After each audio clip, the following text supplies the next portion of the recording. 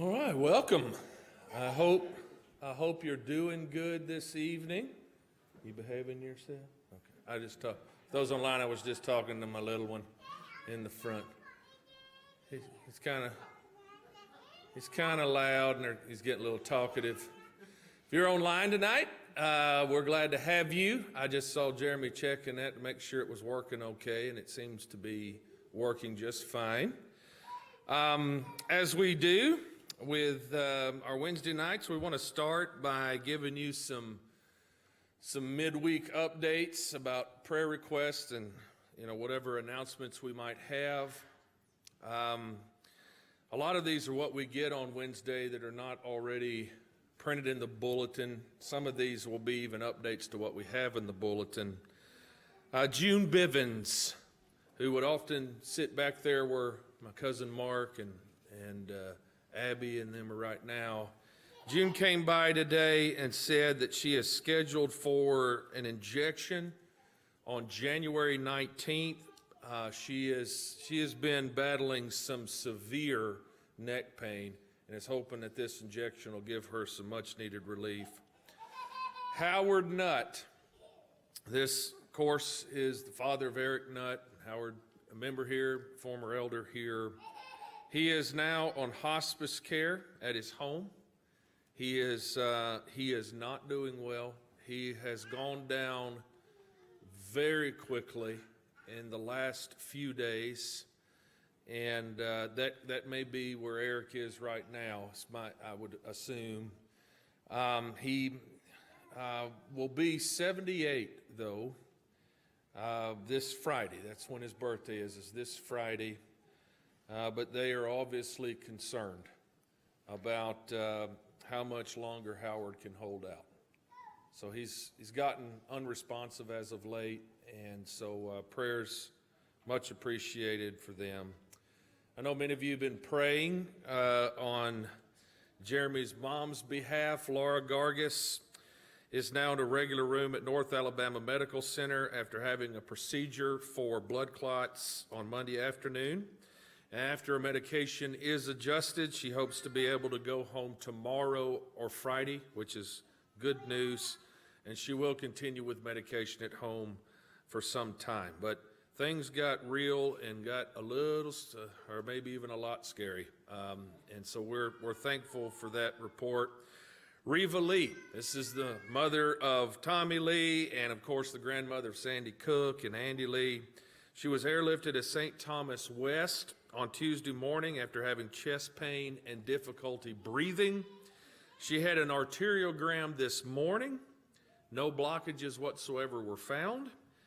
Also, thankfully, she did not have a heart attack, as it, of course, been suspected.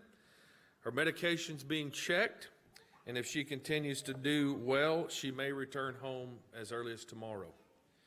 Chris Morris, the cousin of Vanjie Gieske, is continuing to have health problems and is scheduled for an appointment with a neurologist tomorrow. Zach Rose, the brother of Megan Shadrick, has been very sick since early December with severe headaches and weight loss. He was admitted to Grandview Hospital in Birmingham, Alabama on Monday night, and he had a spinal tap today to check for meningitis, and I have not heard. He was positive, so he was positive for meningitis, which meningitis is obviously something that is concerning, and we want to be praying for Zach and his health and recovery as he goes through all that be required to battle meningitis. We want to extend Christian love and sympathy to the family of the longtime gospel preacher John Gibbs. He spent and had been spending many years at County Line Church of Christ. A graveside service was held yesterday at Bumpus Cemetery. Eric and I had a chance to go by the visitation, and there were a lot of people there to pay their respects. He meant a lot to this community, to this county. And there's a lot of people walking around that owe John a great debt for all the work that he's done. And then a reminder, if you plan to participate in the revised plans for Challenge Youth Conference this year, you're going to need to meet with Jeremy in the front of this auditorium this Sunday, immediately following the morning worship. So if you're going to participate in those revised plans for CYC, you're going to want to meet up here after the worship service this Sunday. All right? All right, that's all I got. I'm going to turn it over to Jeremy, and he's going to lead some singing. Thank you all for being here. And I do want to say on a personal level, thanks for praying for my mom. She's watching. Hey, Mama. And we are grateful for all of you that are watching online. We are going to, I'm looking forward, as Jacob just mentioned, CYC, it is going to be different. We are going to have to be doing some things differently. We will discuss those plans and what we have in place on Sunday and everything that you will need to do if you do want to attend with us. Let's all stand up. In the beginning God made the seas and the forest filled with trees and the mountains up so high. At the top he placed the skies, fingerprints are everywhere, just to show how much he cares. In the middle he had some fun, he made a hippo that weighs a ton. Hip hip hip hippopotamus, hip hip hooray, God made all of us. Hip hip hip hippopotamus, hip hip hooray, God made all of us. All right, let's do joy with some help from Jacob. So, of course, you know you got the J and the O and the Y, and then you've at some point show them the punch. You got the and then you're also going to have the all right. So, I've got joy down in my heart, deep, deep down in my heart. Spell it. J-O-Y, down in my heart, deep, deep down in my heart. Jesus put it there, and nothing can destroy. I've got joy down in my heart, deep, deep down in my heart. Speed it up. One more time. I've got joy down in my heart, deep, deep down in my heart. Spell it. J-O-Y, down in my heart, deep, deep down in my heart. Jesus put it there, and nothing can destroy. I've got joy down in my heart, deep, deep down in my heart. All right, let's have a seat. We will continue with our booster, Jim Dog. Come on, man. I was asking Katie, I don't even know if we've ever had you. Maybe it's been a while, but yeah, come on up here. We need to have Jim be our grouchy rooster here. And then I will go ahead and tell you our 2s and 3s and 4s and 5s are going to be combined for the time being. Just numbers allow that, and then we can cut down on classrooms. So I'll just go ahead and tell you that in case I forget it when I'm dismissing in just a moment. All right, y'all know the drill. Booster, booster, be a booster. Don't be grouchy like a rooster. I remember. Booster, booster, be a booster, and boost our Bible school. Booster, don't be grouchy like a rooster.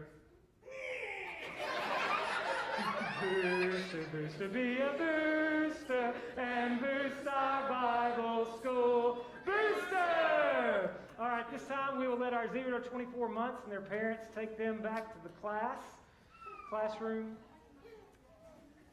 It will be going out this side. And let's let our 2s and 3s and 4s and 5s go out this side. Back to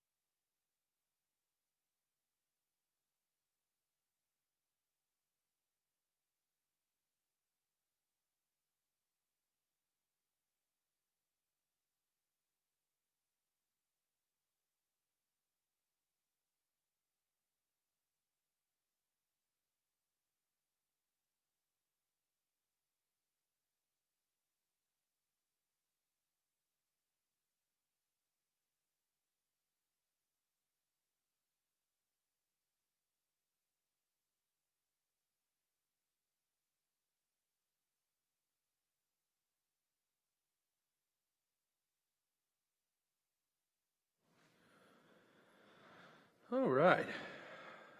Y'all hear me okay? Yeah, that's good. That's hot. Well, we're not just into a new year, we're into a new month, which as things go, that means I've had to work over the last, couple of weeks or so to really kind of plan out not only what we're going to be doing for the year. So we've introduced our theme for the year, Going the Distance. And last Sunday we did a rundown of the Christian race, and we're going to do another sort of overview, a little different kind of overview, a part 2 to that this coming Sunday. And for those of you that were able to either join live or watch the recording, we're getting started with a study on Sunday night entitled Holy God, Unholy People, and it is based on that just riveting book of Leviticus. And, Leviticus gets a bad rap. It really does, especially about February or March when people who, are trying to complete that New Year's resolution of reading the Bible cover to cover, they get to Leviticus and then they just find a way of quitting, We're not going any further. But we need to stop and think about that book. Right there in the middle of the Torah, the Pentateuch. And this Sunday night, we did an introduction last Sunday night. This Sunday night, we're gonna think about the holiness of God and what that means, and how the laws that God wrote do kind of reflect that holiness. Okay, and they also put us into perspective as well as human beings. Here on Wednesday nights, now this is a series that might take us through the month of February. We'll just see. It's at least going to get us through January. I know that. And we're entitling this Skeptics Welcome. And I need to spend a little time kind of making sure we all understand what we're trying to accomplish here, what can be accomplished here. So let me start with this question. Do you personally know, anybody who doubts the truths of Christianity? You know anybody? I do. I got family members, okay? I got family who doubts the truths of Christianity. Seriously, doubts, okay? I got friends in real life, and I got friends on Facebook. You know the difference, don't you? I got friends I see, but then you have your friends on Facebook who you've been acquainted with in the past, or whether that was high school or college, and they've kind of had their own little spiritual journeys or non-spiritual journeys, and they will post things speaking very freely, and some of those posts will attack Christianity, will attack maybe religion in general, will attack belief in God or belief in the Bible or belief in Christ. So maybe you've been exposed to it in that way. And then I got acquaintances, that I know do not share my worldview. I'd venture to say that some of the folks, perhaps, who watch or listen to our services online, whatever brings them there, might have somewhat of a skeptical view towards Christianity. Maybe it's about this claim or it's about that claim, or you might have some who are they just doubt it all, starting with the existence of God. We shouldn't be so naive to think that, and this may be it's probably truer pre-COVID than it has been in this last year and recent months, but we shouldn't be naive to think that as we assemble in this place that we've never, ever, ever had a skeptic among us, right? That there hadn't been people here who are maybe, curious unbelievers who visit from time to time, okay? Or you might have what we might call those clandestine unbelievers, those covert, closet unbelievers who are here because they don't want to upset a mama or a daddy or something. they just don't find all of this very convincing, right? Or they've got their questions, or they've heard this at school, or they heard this from a friend, or something of that nature. And though we often reserve the word skeptic for an unbeliever, for somebody who doubts and doesn't presently accept the claims of Christianity, we have to admit that it's not uncommon for believers to have their doubting daydreams. Do you know what a doubting daydream is? I've had them. I'm like, now, what if? I mean, what if God didn't exist? Or what if there's something about our belief that we begin to question, or we begin in our minds to go, okay, now what undergirds? What are the reasons why I believe X, the reasons I believe Y? And we begin to think through that, or we are confronted with some questions, or we are confronted with some experience that rattles our faith, and we have to buoy ourselves, and we got to maybe think through some things that we haven't thought through before. Doubts are essentially questions. And since asking questions is what precedes finding answers, then we ought not think that doubts are inherently demonic. Okay? People will doubt things. They will question things. And we've got we have folks that are just seem to be constantly questioning whether or not Christianity is true. I think you've probably observed this. For some people, coming to faith in God is a cakewalk. It wasn't that difficult for them. It might have been the influences of their childhood, or what they grew up going to church their whole life, and they fell into it, and it was easy, and it was the norm. And for some people, coming to faith is kind of like a cakewalk. For other people, coming to faith is a gauntlet. It's not easy. It's hard. It's difficult. They got. By the way, some of the questions they raise are kind of substantial. Some of the things that they will question, and some of the things that they will doubt. If they're so substantial that if you are an unprepared, unsuspecting believer, they might present you with something that'll shake your faith that you hadn't really thought through before. You're not really sure how to articulate a response. As a church family here at Pulaski Street, we should welcome questions. The truth has nothing to fear.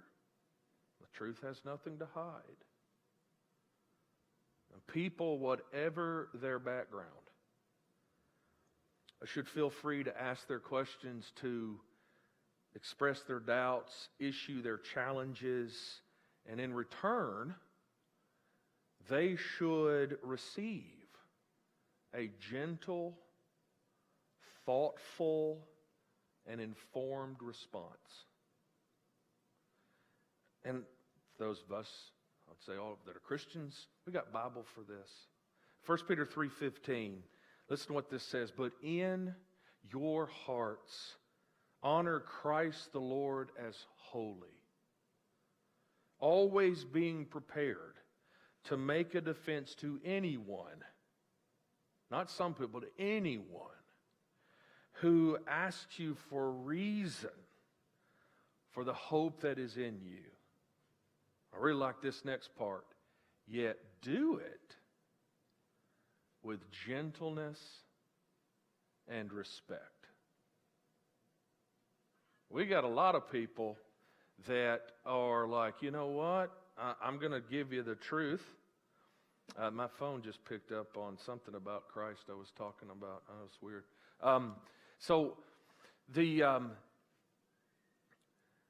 A lot of people are like, yeah, we got to put these skeptics, and we got to put these atheists, and we got to put these agnostics in their place, and we just got to tell them like it is, and we can be cantankerous and caustic if we want to. But my Bible says, yeah, you got to be ready to give a defense for the hope that's in you, but you got to do it with gentleness, and you got to do it with respect. There's a lot of that lacking, frankly, in the debates we're seeing going on in our country over the last, year or so. So, as believers, and I know this is true for me as a preacher, because so often as a preacher, you feel like you're preaching to the chorus, so we're going to talk about the skeptics and the atheists, right? We're going to talk about them. And we're going to say whatever we want to say about them because they don't share, they don't share our worldview. Can you believe that they don't share our worldview? And we will say things sometimes that might come across as demeaning, belittling, or something like that. But we often find it a whole lot easier to talk about skeptics rather than talking to skeptics. Wouldn't you agree? Let's talk about them, but let's not talk to them. And so I'm hoping. Here's another thing for me, that this is something that's kind of changed over the last year. We now have a pretty substantial online presence. If somebody goes to Plastic Church of Christ on YouTube, they can immediately pull up and see nice little images of what we're talking about here, right? I think it'd be good for us to have some of these messages on there. You never know. Somebody's like, all right, they got a section on here. Maybe they identify as a skeptic.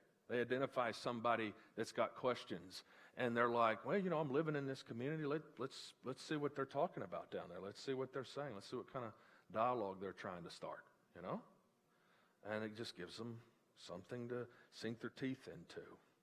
And so, I want to, this series is for skeptics and Christians alike, okay? It will force those who are skeptics to doubt their doubts. In other words, hey, you might have a hard time believing what we believe, and you might even attack or challenge what we believe. But let's look at what you believe. And let's consider whether or not you are justified in your belief. Because if you're not going to take this worldview, the Christian worldview, you got to take some worldview. That's just what's going to happen. You got to have some idea about where you came from, why you're here, and where you're going, right? You got to have you got to be thinking something in your brain about those realities. Well, let's think about that together. So this series is going to be more in that way, doubting those doubts. And along the way, that's going to, on one hand, maybe fortify our faith, equip us, maybe respond to these people, when we confront this in some way. Some of you are like, man, here's the thing, some of us, whether we want to admit it or not, we might be raising kids who go off to college and start asking these questions. And then they come back and go, hey, Daddy, hey, Mama, what about X? What about Y? Okay? So, the plan is to examine what we want to do in this one, and that's what I'm saying. We may go somewhere a little different next month or middle of next month, but the plan here is to examine several beliefs that are commonly held by skeptics, those who are skeptical toward Christianity. And we're going to examine each of these, and we're going to try to figure out where they hold up, where they fall apart. Now, Tim Keller says, the only way to doubt Christianity rightly and fairly is to discern the alternate belief under each of your doubts, and then to ask yourself what reasons you have for believing it. How do you know your belief is true? It would be inconsistent to require more justification for Christian belief than you do for your own. That makes sense? Here's the burden of proof for Christianity. Here's my burden of proof for what I believe. No, it doesn't work that way, right? That's not being very honest and fair. And so we're going to explore these matters. We're going to do so in a charitable way, a considerate way, but a challenging way. Here, just for transparency's sake, here are some of the books that I'm kind of working with that have been very helpful. This one on the far right here, Despite Doubt, it's a tiny little thing, but it's really good. It's really good. And then these two kind of go together. The Reason for God, Belief in an Age of Skepticism by Tim Keller, and then another one here, Making Sense of God, an Invitation to the Skeptical. There's overlap, but there's differences between the two. For those of you that have heard of Tim Keller,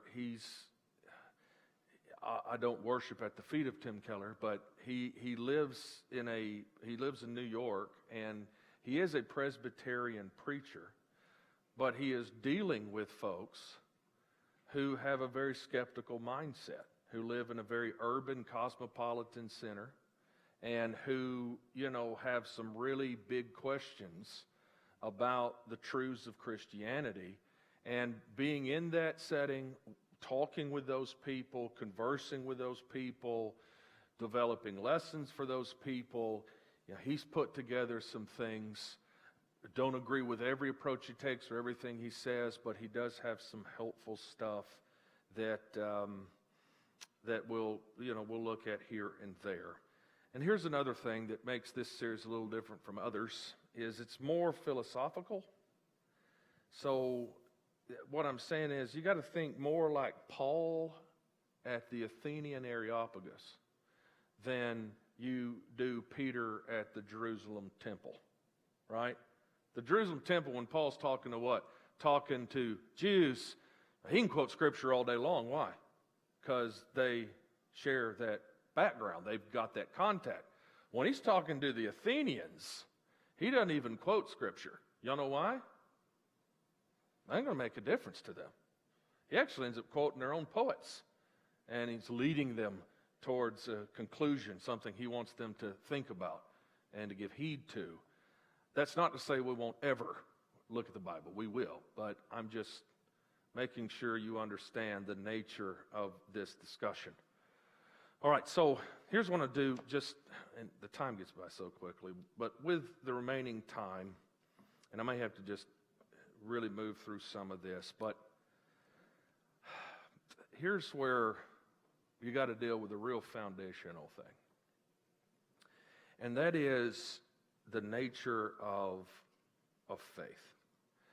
One of the sort of big differences that kind of stands between the skeptic, most skeptics, and the Christian or the believer is their view of faith. This is one that I've often called attention to because it illustrates, I think, what I'm getting at here. In his book, Defending Your Faith, R.C. Sproul recalls reading a novel in which a dialogue ensued between a priest and a scientist. And the scientist remarked, "You give me your faith, and I will give you my reason." Sproul comments, he says, this glib exchange underscores the widespread assumption in our day that reason and faith are incompatible and antithetical. When you hear reason, think knowledge, think evidence, things of this nature. Faith, Sproul writes, is viewed as a subjective, emotive quality leaned upon by the weak or the uneducated. It is the opiate of the masses, the bromide for the unintelligent. Faith is a crutch to support the psychologically crippled, those who lack the scientific and sophisticated view of the real world. Do y'all see the wedge that has been driven between faith and reason, or faith and knowledge, or faith and evidence? In fact, let me share with you another quote. This comes from George Smith. In his book, Atheism, the Case Against God, he writes, The conflict between Christian theism and atheism is fundamentally a conflict between faith and reason. This, he says in epistemological terms, that's big fancy word for how do you know what you know, okay? This, in these terms, is the essence of the controversy, he says. Reason and faith are opposites. They're two mutually exclusive terms. There is no reconciliation. There is no common ground. You have your faith, which is really, in their minds, blind faith. And we got our reason. We got our knowledge. We got our science. We got our evidence. So many people view faith, that is religious faith, as something that is not grounded in reality, as something that makes no sense. So many think, and this is what's interesting, so many think that their non-theistic beliefs, their beliefs that there is no God, and their belief in evolution, their belief in whatever worldview, materialism, whatever, they believe that their beliefs are undergirded by something entirely different from those who believe in God. For skeptics, believing in God is like choosing to believe in unicorns because they're neat, because they're pretty, and because you want them to exist. Now here's what's kind of interesting. Not only do skeptics uphold this view of faith, this sort of blind faith, that I got no good reason to believe this, but I'm going to believe it anyway, okay? While skeptics will often kind of play that game, there are a lot of Christians who do as well. Let me tell you, there are a lot of Christians who are very confused about the nature of faith, about whether or not faith can be based on knowledge or evidence, or that faith is rational. And I want to do this. I got a lot here on this, but I want to give you just something real quick. It's a little interesting little history lesson, because what's kind of funny is that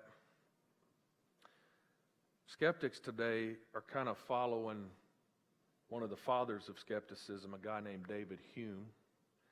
And then we got a lot of Christians that are kind of following the work, whether they realize it or not, of Immanuel Kant. These are two, really famous philosophers, okay? Hume argued that the existence of evil is a compelling reason to doubt the existence of God. You know, he thought things like beauty and goodness, well, that's in God's favor, but he said, but this insufferable presence of evil, well, that right there counts against God. And Hume joked in his writings. He joked that, you know what, maybe this world was created by a young God. You know, he was going to try his hand at world making, and he kind of messed it up a little bit. And that's why we got evil and bad stuff happening in this world. Hume would say things like that. Or Hume would argue, you know what, maybe this world was created by an old God. You know, some God past his prime. You know, like Brett Favre or Phillip Rivers or something like that. He's just going to give it one more stab, and he just didn't quite get it, unfortunately. Or he joked, maybe it was created by a divine committee. But as with all committees, they argue and they leave loose ends, and so a world doesn't quite work like it should. These are the kinds of things that Hume would joke about and discuss. But at the end of the day, he concluded that the evidence for God at best is mixed. And he said, and since modern people only believe in what they can prove, they have no choice but to give up on belief in God. So that's what Hume came from. But he startled another philosopher. His name was Immanuel Kant. And so Immanuel Kant, he comes along, And he agreed that there wasn't enough evidence to prove God's existence beyond a shadow of a doubt, is what he would consider. Or, y'all understand what we mean by empirical evidence? What do I mean by that? I mean the evidence that I can get from seeing something, from smelling something, from hearing something, from tasting something. Y'all understand what we're talking about when we're touching something. We're talking about, let me ask you a question. Can we know that God exists through those means? By touching Him, by seeing Him, by hearing Him? The answer to that is no. Okay? All right? So, Hume's like, well, can't prove it, so we're done. It's going to be skeptical from here on out. Can't be that. We just can't get there to God. Well, Kant was like, I got to agree with you. We can't get that empirical proof that He exists, but I still want to believe in Him. So Kant came up with this weird thing. He had what he called the lower world, or the lower story, not lower world, but the lower story. He called that the phenomenal world, and he called that the world of knowledge. And he said we may know of phenomenons by our five senses. So, for instance, we may know that an apple pie is baking because what? We can smell it. And he says that the robin is hopping in the grass because we can see the robin hopping in the grass. And so, because we can perceive that with one of our five senses, that belongs to the world of knowledge. And the upper story Kant called the noumenal world, and he called that the world of faith. So he said, down here you got the world of knowledge, the stuff I can touch and I can see and and all this. But then there's this other world, this upper story. That's the noumenal world, and that world lies beyond what our minds can know, but it doesn't lie beyond what we can believe. And so we may not know that God exists, Kant would say, for He is something that we can't see and we can't hear and we can't touch, but we're still permitted to believe in Him. And then you ask, well, why should we believe in Him? Why should we believe in a God we cannot know, or that we just have to give up, having any real proof for His existence, according to this thinking? Well, he was an ethicist. Kant was an ethicist. And for him, Kant's like, well, if we give up God, then what are we going to base our morals on? Does that make sense to you? That makes sense. If we give up God, how are we going to know right from wrong? What are we going to base what's right and wrong on? If we don't have God, and He's like, we're going to believe in a God who rewards and who punishes, and we got to hope that people will try to live better lives and with this kind of knowledge. So here's the thing.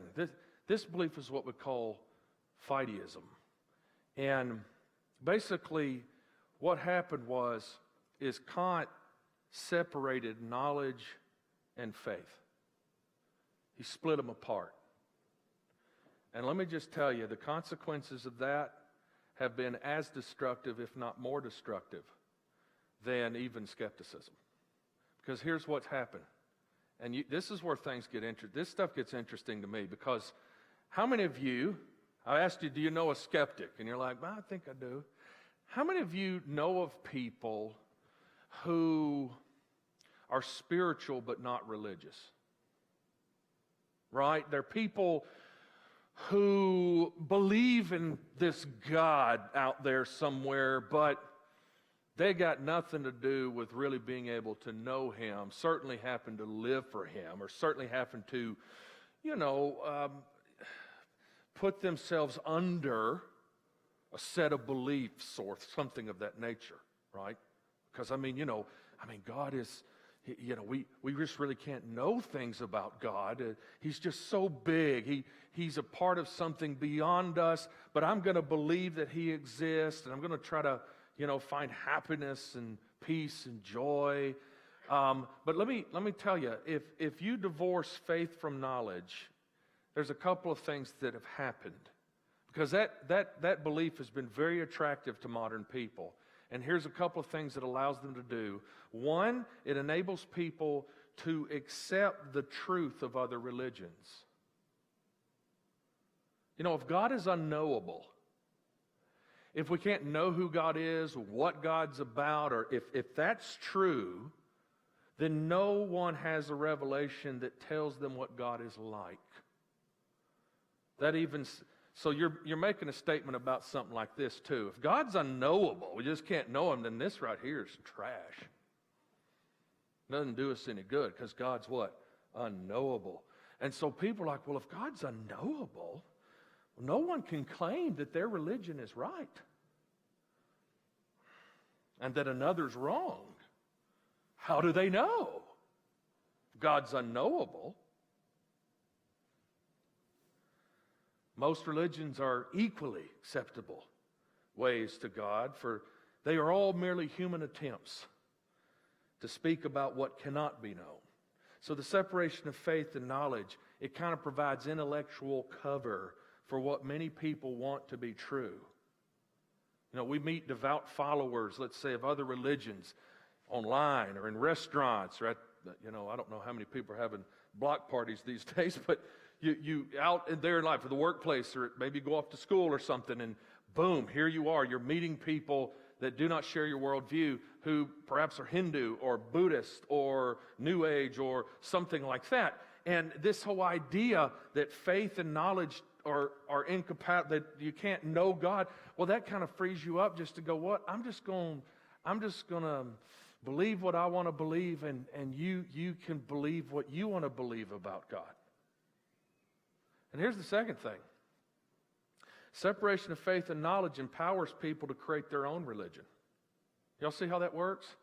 If God's unknowable, if you can't know God, then guess what? You can do whatever you want to God. If you don't like the fact that He's called the Father and the Son and the Spirit, and you want to call Him mother, daughter, and friend, go ahead. It's okay. It's beyond knowing. Just believe what you want to believe about that. Are you put off by the possibility of hell? Maybe you don't like that idea. Well, just delete that part. I mean, after all, no one knows what God's like. So you're free to make Him or her up as you go.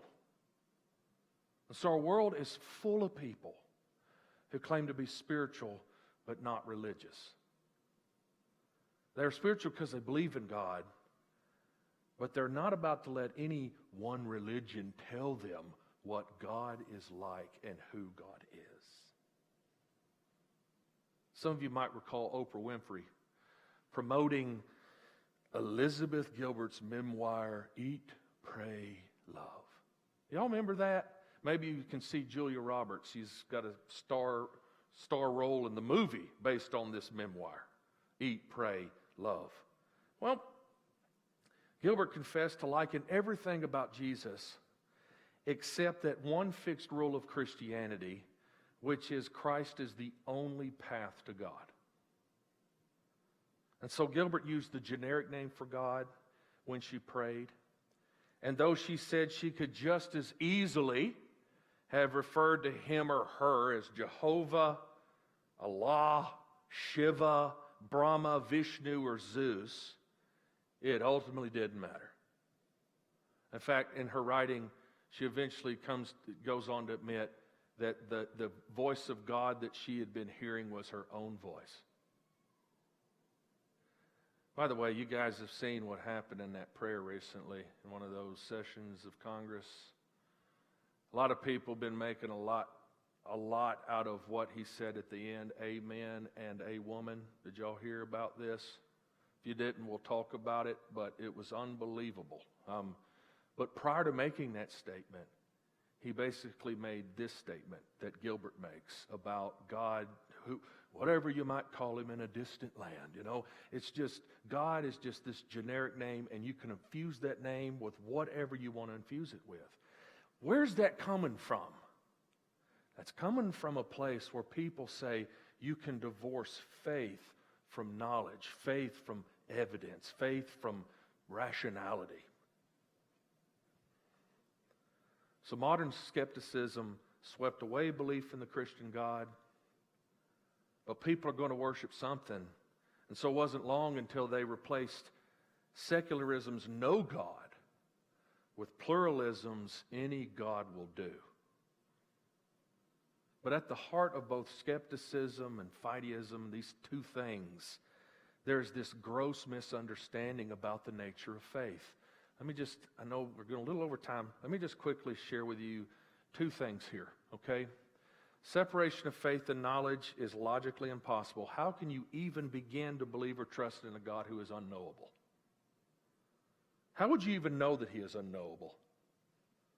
And if you knew that he is unknowable, then he would no longer be completely unknowable, for you would know something about him, right? Is God really unknowable?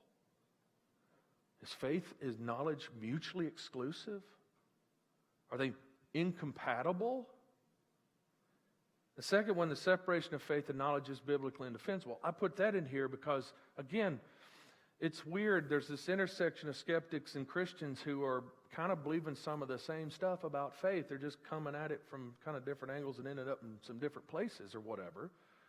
But biblically, you can't get there.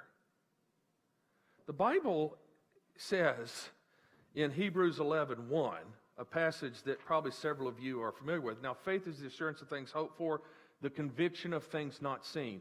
Assurance, conviction imply certainty, not probability. You know, not only should a Christian say, I believe that God exists, but he or she should be able to say, I know that God exists. There is substance to our faith. It is not baseless. It is not irrational. It is not anti-intellectual. In fact, Paul, on one occasion, had the audacity to say, I know whom I have believed. What, Paul? You didn't read Immanuel Kant's Critique of Pure Reason. How did you get there, Paul? Why are you saying you know something that cannot be known? Right? Biblically speaking, the object of our faith, whether we're talking about the God, the existence of God, whether we're talking about the inspiration of the Bible, whether we're talking about the deity of Christ, whatever the object of our faith is, that object of faith generates evidence. It might be a cause and effect relationship. It might be credible testimony from credible eyewitnesses. Romans 1:20, you know what Paul does? Paul looks at the world and goes, well, this right here is quite fascinating. Doesn't look like this could have come from nowhere or from nothing. This is telling me some things about God, and those who do not believe that God exists are without excuse. What did he do? Well, he wasn't like he was looking and actually seeing God.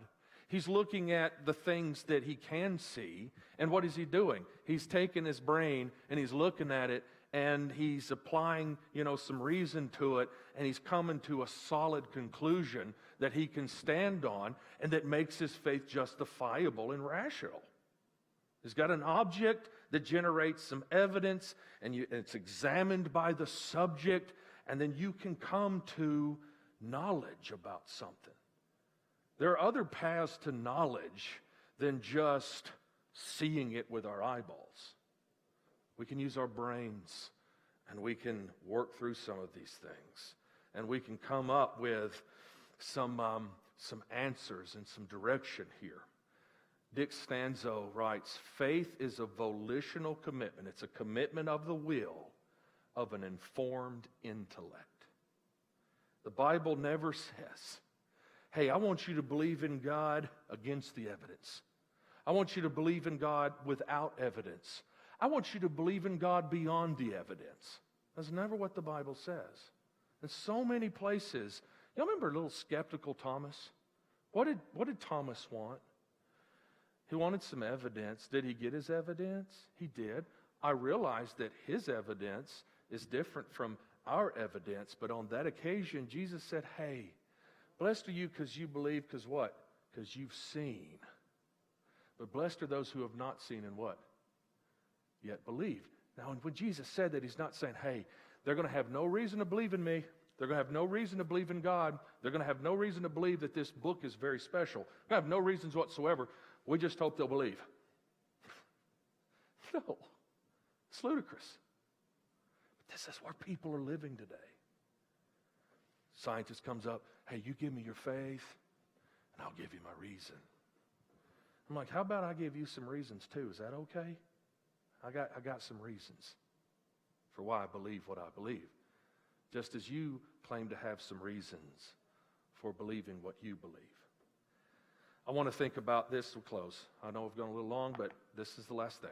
Tim Keller wrote, to move from religion to secularism, to move from, belief system, let's say, upon the Bible, whatever, to just, we're going to be just secular, skeptical, we're not going to believe in any God, the world's material, all that. He says, to move from that to secularism is not so much a loss of faith as a shift into a new set of beliefs and into a new community of faith. One that draws the lines between orthodox and heresy in different places. The point that he's making is this, is lines are still drawn when you move from religion to secularism. But those lines are drawn in different places. A skeptical secularist has not given up belief in something that cannot be empirically verified for something that can be empirically verified.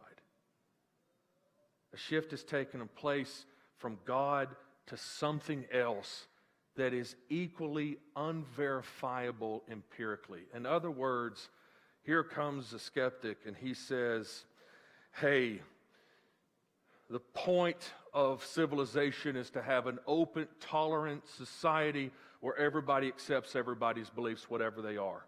And then you go, can you prove that to me? He can't, not empirically. In other words, what the secularist, the skeptic needs to see, he's in the same place that we are as believers. And we got to look at the evidence, we got to be rational about it, and we got to come to good conclusions. Next week, we're going to look at the search for meaning. Y'all think about this week. Let's just for argument's sake, if there is no God, if there is nothing beyond, where are you going to find meaning in this life? Where are you going to find meaning? Ultimate meaning, ultimate purpose. Where are you going to find it? We're going to think about some of that next week, okay? Thanks for your attention, guys. I hear them running around. Went about 10 minutes over. I didn't even think I'd get this far, but I did. All right, so y'all, let's go ahead and just go ahead and get out of here. So we got, I think, I always get this wrong. Who's down here? Huh?